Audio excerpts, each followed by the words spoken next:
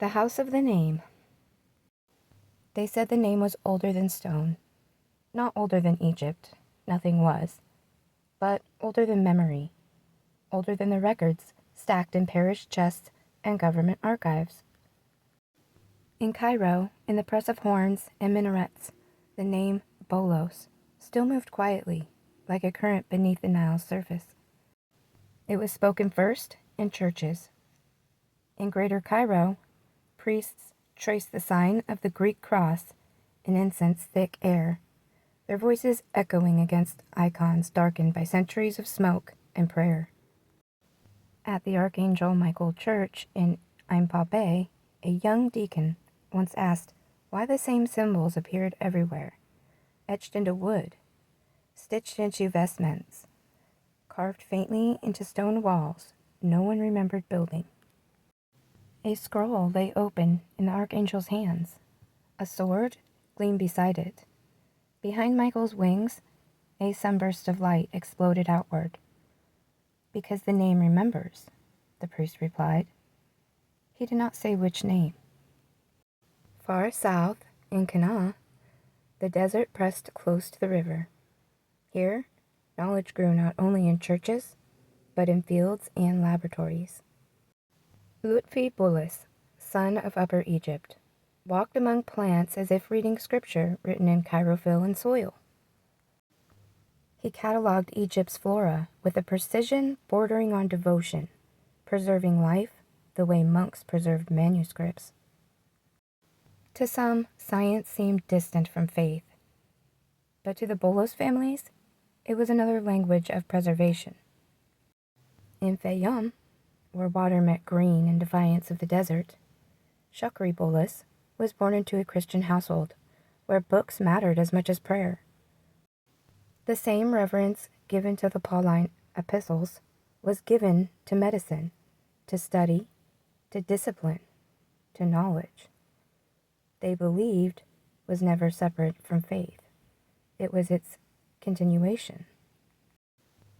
Along the Nile Valley, in Arman, and towns whose names rarely appeared on maps, the surname surfaced again and again in baptismal records, school registries, handwritten margins of ledgers.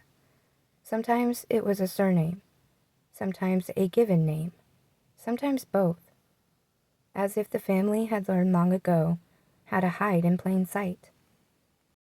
In Anasia, B'nai Sunif, priests bearing the name Bolos served beneath the watch of Archangel Michael, protector and warrior. In Ainbabe, in Cairo, and far north at St. George Church in Dalmanhur, the same pattern emerged. Clergy, scribes, teachers, everywhere, the same symbols repeated.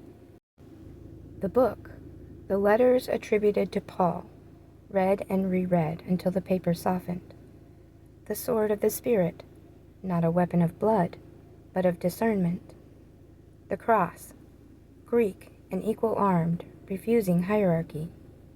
The light, bursting outward, recalling the moment of the Damascus road when sight was lost and truth revealed. In monasteries outside Alexandria, monks whispered that names were preserved not for pride, but for continuity. That Egypt had learned something early. That empires fall, languages shift, but names, properly guarded, carry memory across centuries, and Alexandria was the key. Alexandria was not just a city, it was an archive of thought. Here, Paul's letters were studied with philosophical rigor, unmatched anywhere else in the ancient world. Theology was sharpened by logic, scripture by inquiry. Egyptian Christians did not merely repeat apostolic teachings, they systemized them, preserved them, and embedded them into identity. While elsewhere, names faded or fractured, Egypt held fast. They did not claim blood. They claimed custodianship. To bear the name Bolos was not to say we descend from him, but rather, we guard what he carried. and perhaps that was more dangerous. By the 20th century, pressure mounted. Egypt changed. The world narrowed, and some families left. In Boston, Massachusetts, the name surfaced again, Fred Bolos. Carrying education, discipline, and inherited silence. In New England libraries and hospitals, the pattern continued. Scholarship, service, restraint. Those who asked about origins received polite answers, but those who pressed further were met with silence. The name had survived Rome, Byzantium, conquest, and time. It knew when to speak and when not to. Today, if you follow the symbols rather than the records, you can still trace the line. A sunburst-etched family into a monastery wall. A sword carved where no weapon should be. A scroll left open, never closed. And the name, Bolus, appearing where history bends but does not break. Some say that the family was hidden in Egypt. Others say Egypt hid the family. Perhaps both are true, because Egypt does not simply preserve the past. It waits. And the house of the name still remembers something it has not yet revealed. There are some things Egypt does not write down, not because they are secret, but because writing fixes a thing in time.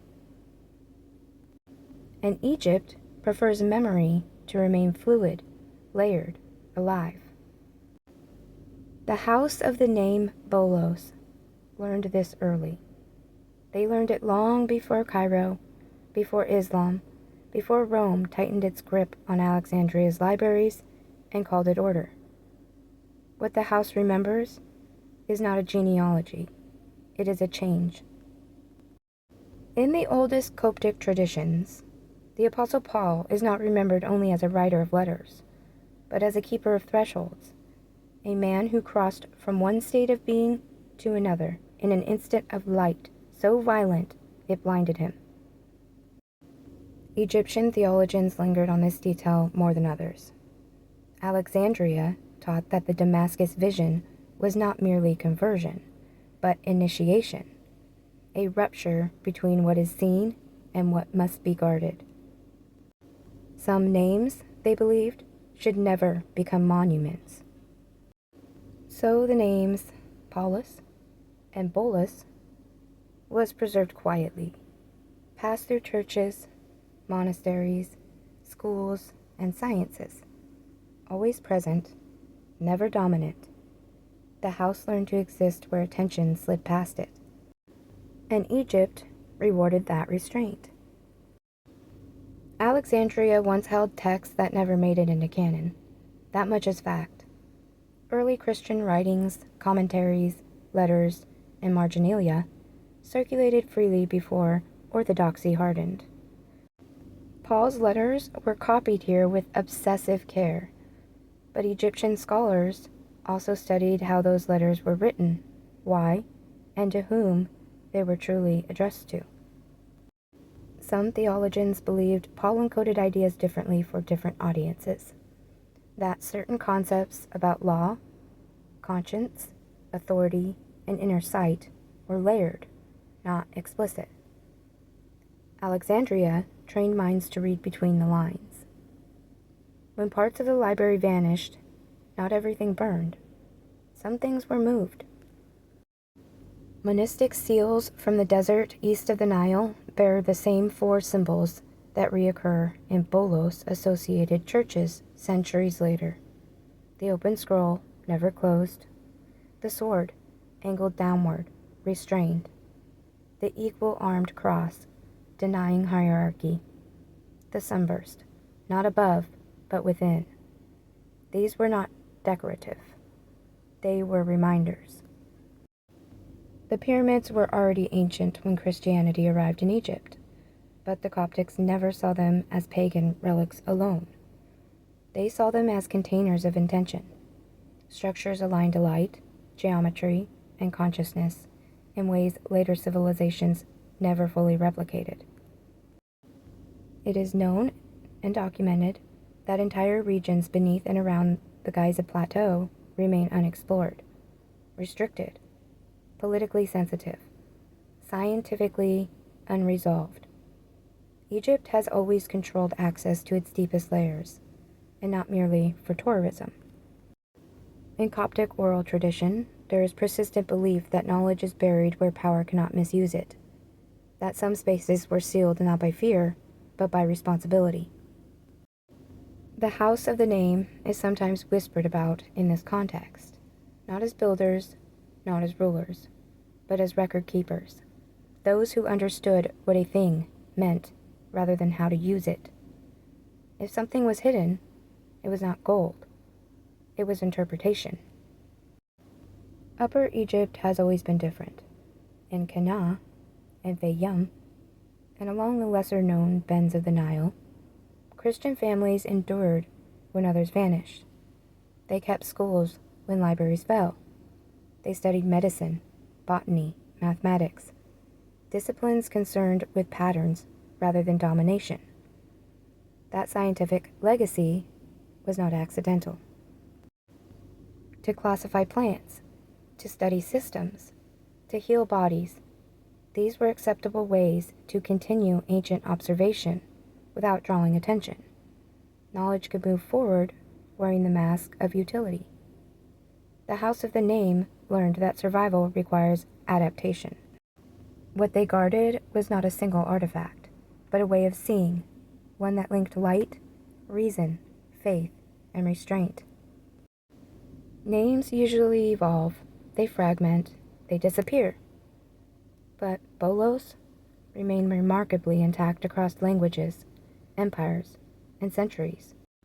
Greek to Coptic to Arabic, always recognizable, always intentional.